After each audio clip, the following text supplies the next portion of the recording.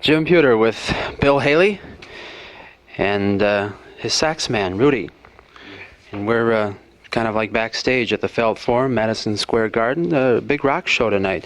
Bill, what kind of feelings do you have right now with this whole thing happening again? Well, Jim, of course, I'm very happy about it, and I'm especially happy that our first chance, we have spent the last 2 years traveling all over Europe, trying to keep up with what they call the rock and roll revival there.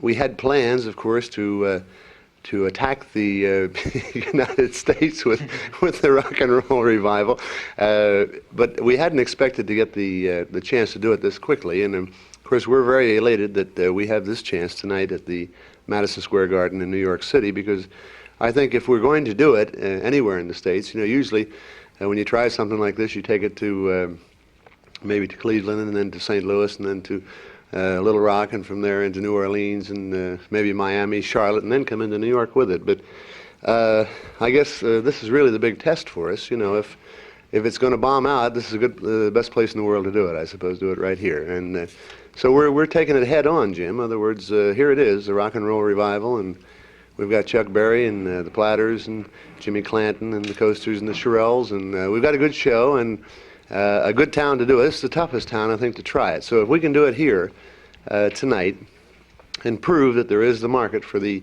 original type rock and roll, I think from there on it's going to be all gravy. So I feel a bit nervous right now, because always, I think, before the show opens, you've just been upstairs with me and we've seen the Felt Forum together for the first, well, at least I've seen it for the first time. I don't know if you've seen it before this. The stage is there, the acts are here, the seats are empty, and if you ask me again after the first show tonight, maybe I'll say something different. But The reaction we're getting from Europe, though, regarding Bill Haley records and Chuck Berry, it's been phenomenal. First of all, Rudy, hello. Hi, Jim. Nice seeing you here, and I'm just about as anxious as Bill, ready, willing, and able to go. Yeah, Rudy's Rock, and it's one of the most requested records. You've been with him all these years. Oh, a long time, about 16 years. I get my gold watch. What, 4 years? 4 more years, we're giving him a gold watch. I like the railroad. Incidentally, Jim, Rudy is one of the most modest guys that you'll ever meet. But Rudy is the writer of Rudy's Rock, and he's also written another million-seller thing called Florida Twist. So he's quite a songwriter also, besides being chosen some 3 years running as America's top saxophone player. So I'm quite proud of him, Bill, with this thing happening again, the rock revival, it gives you an opportunity to meet a lot of your friends in the music business. I know a lot of times, like Chuck is on tour in St. Louis, or he's over in Florida, or maybe in Japan, and your paths never cross. But this gives you an opportunity to meet the people, huh?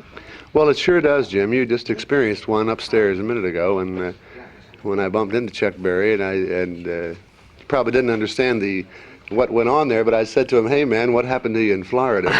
And it's quite a funny story. The last time I saw Chuck Berry was in a Howard Johnson restaurant in North Miami Beach. He was doing a big rock festival there, and we were appearing at the Newport Beach Hotel on Miami Beach.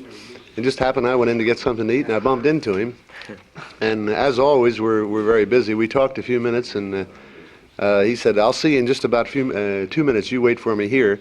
And the next time I've seen him was just now, and this is about 6 months ago. So that's usually our relationship. But a show like this does give us a chance. I just spoke with Jimmy Clanton, and I haven't seen Jimmy in 10 years. But I think we're all going to get together again. Bill, is there any different reactions in Europe as far as the crowd scene, and when they get into the music? Have you experienced any difference with crowds, or is it all kind of universal, the appeal? Well, Jim, I think the different countries react differently. It depends highly on the audience. We, for instance, in Sweden, which has become a very big market for us, we now record there for Sonnet Records and do television, radio, and what have you.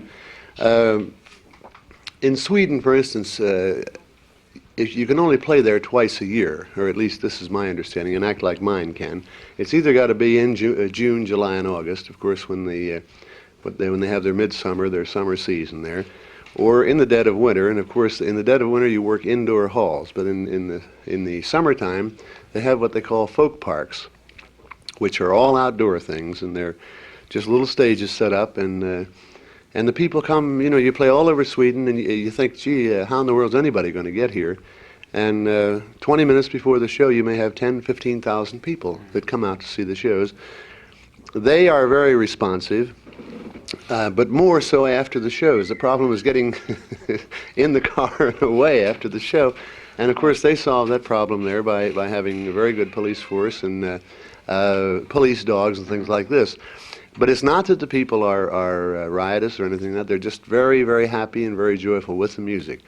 We find in France that they're more demonstrative. They love to sing and chant right along with you.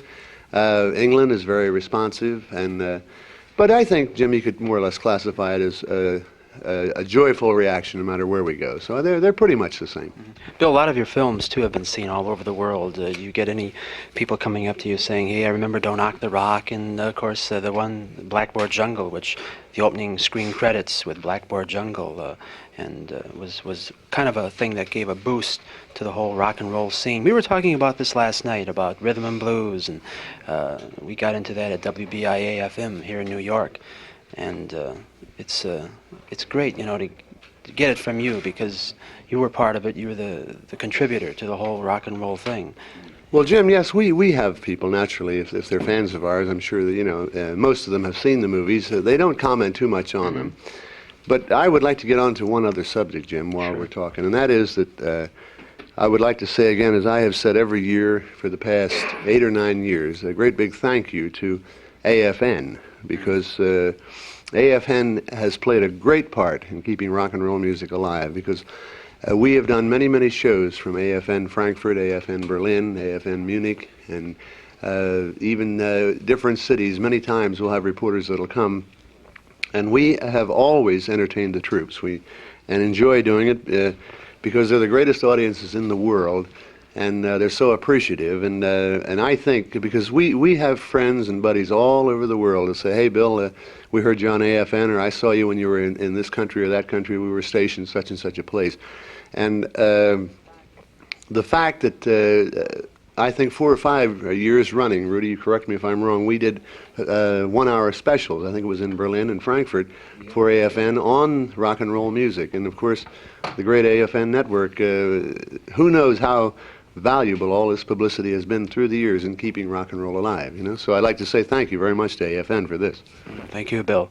Tonight, are you going to do the Rock Around the Clock, Skinny Minnie, Lean Jean, all the fast rock hits? Well, Jim, they've just informed us they're only going to give us 20 minutes on the show, and of course we would like to do 3 hours and 20 minutes if we could, but you know, it's a show where there are a lot of acts, and so during that 20 minutes, the schedule we have scheduled for at the moment will be Shake, Rattle, and Roll, Rip It Up, Rudy's Rock, Razzle Dazzle, Guitar Boogie, and Fingers on Fire by Nick Nasta, See You Later Alligator, Rock Around the Clock.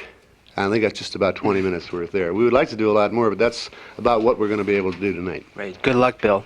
Thank you, Jim. My pleasure. Thank you, Rudy. Thank you, Jim.